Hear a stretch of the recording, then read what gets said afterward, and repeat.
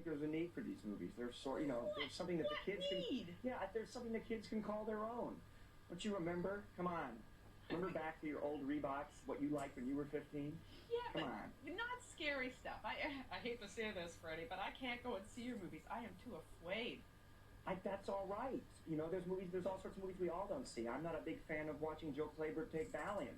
But there's obviously an audience for that movie, too. This is a movie for someone else. I like The World of Henry Orient. I love The World of Henry Orient.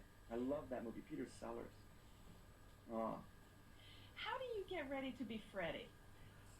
Ready to be Freddie. Ah, boy, she can turn a phrase. Well, I tell you, I sit in the chair, and Kevin Yeager, who is the handsomest makeup man in the world, does my makeup for like 4 hours, and we drink a lot of coffee, and we talk, and I get more and more ornery as they put more and more glue on me, and in about 4 hours, there's nothing left of Robert Englund.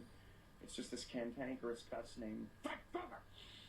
But how do you even look in the mirror? I mean, doesn't that frighten you? Because all I've seen of you is like a television promo for Nightmare on Elm Street. I've never forgotten it. I've seen that face once, and it's burned in my memory.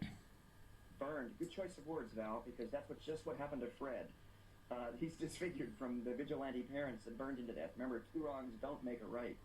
And, yeah, it's ugly. I've told this story before, but for anyone that hasn't heard it, I fell asleep in my honey wagon in my dressing room in the making of part 1. And, most movies are worried about losing the light. We were worried about getting the light, just to shoot at night. And the dawn was coming up, Hour of the Wolf, whatever that time is, just before sunrise. And the AD banged on the door of my honey wagon. I had the lights off, and I sat up and looked in the mirror, and I'd forgotten that I was in the makeup.